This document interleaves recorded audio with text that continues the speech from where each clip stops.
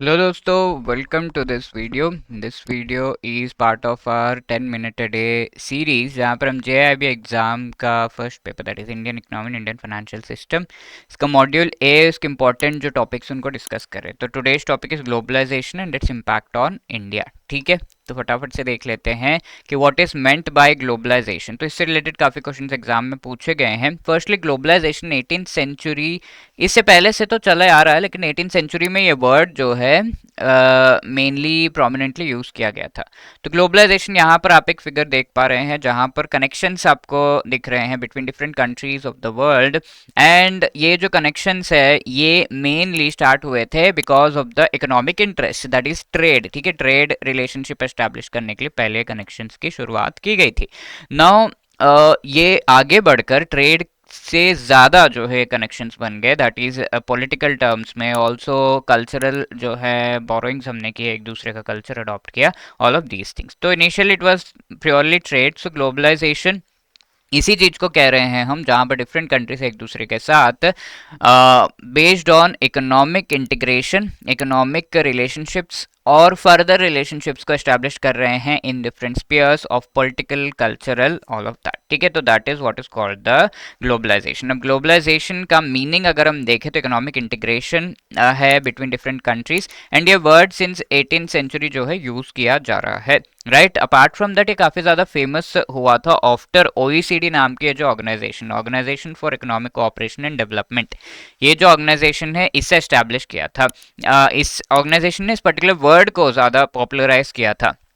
And ये word को जो है पॉपुलराइज करने का इनका मेन एम था कि ये जो ऑर्गेनाइजेशन है it has its root spread in most of the countries of the world, and economic cooperation से रिलेटेड ऑर्गेनाइजेशन है। राइट, तो दैट इज द थिंग। तो इट वाज पॉपुलराइज्ड 1980s में ओईसीडी के द्वारा, एंड फर्दर इंडिया में ये जो ग्लोबलाइजेशन वर्ड है वो यूज किया गया था 1991-92 के टाइम पे। ठीक है, तो एलपीजी, लिबरलाइजेशन, प्राइवेटाइजेशन, ग्लोबलाइजेशन, जो ये रिफॉर्म्स लाए गए थे, तो 1991-92 के बारे में हम जो है पहले भी सुन चुके हैं। इस टाइम पर इंडिया पर काफ़ी बड़ी जो है इकोनॉमिक क्राइसिस आई थी। इसका फर्दर डिटेल में हम आगे के लेक्चर 7 चैप्टर में डिस्कस करेंगे। But at this time what happened it, India के पास जो डॉलर्स थे उसकी बहुत कमी हो गई थी, एंड इंडिया जो अपने फॉरेन पेमेंट्स हैं उनको नहीं कर पा रहा था। तो balance of payment crisis India में हो गई थी। फॉरेन कंट्रीज में डॉलर्स ही चलते हैं, हमारे पास डॉलर्स ही नहीं, पेमेंट कैसे करेंगे।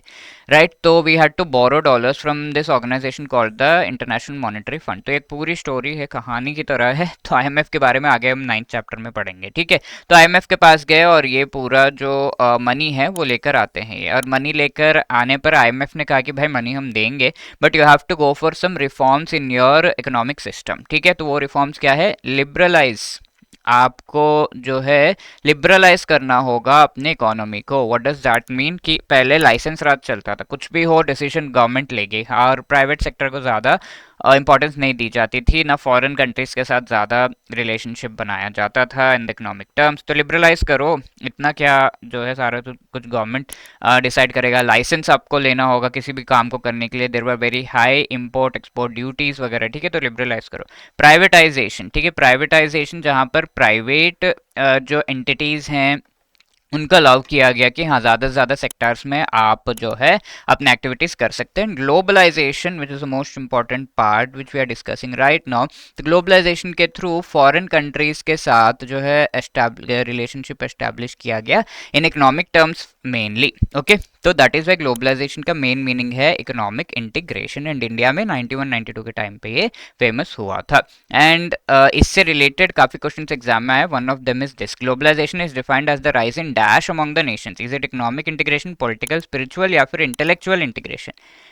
Okay, so do let me know the answer in the comment section, and if let me tell you, if you are preparing for the JIB 2025 exam and आप चाहते हैं कि एक ही अटेम्प्ट में ये आपका जो है चारों पेपर्स क्लियर हो जाए, नेक्स्ट अटेम्प्ट में होना ही होना है ऐसा आपको लग रहा है, and you need guidance for that, so we have come up with our master course, जहाँ पर आपको लाइव क्लासेस, कॉन्सेप्ट क्लासेस, यानी कि शॉर्ट रिकॉर्डेड वीडियोस 15-15 मिनट्स के, which you can watch over the go break times and even आप जब travel कर रहे हो उस टाइम पे भी आप देख सकते हैं। शॉर्ट नोट्स टेस्ट सीरीज जहां पर आपको जो है MCQs of each and every chapter, full length mock test दोनों प्रोवाइड किया गया है। तो एक chapter, each and every chapter का preparation and full length mock test जहाँ पर फुल सिलेबस के टेस्ट भी आपको प्रोवाइड किए गए। चारों कंपोनेंट से रिलेटेड ये मास्टर कोर्स है एंड इंडिविजुअल कंपोनेंट के भी मास्टर कोर्स है। तो you can click on the link given in the description to join this and JIB75 code use करके आप जो है इस पर्टिकुलर मास्टर कोर्स में अपने आप को एनरोल कर सकते हैं and you can take the discount, right. तो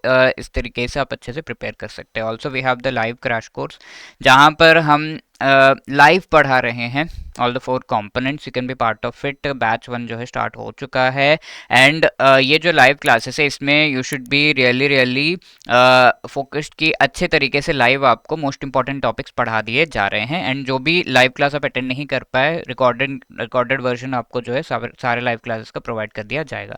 लाइव क्रैश कोर्स में कॉन्सेप्ट क्लासेस यानी कि शॉर्ट रिकॉर्डेड वीडियोस तो नहीं है, बाकी सब कुछ है, राइट। तो the link for that is also given in the description. All the best for preparation, and if you have any other queries you can call us on this number or drop a mail at hello@edutab.co.in. Wishing you all the best for your preparation.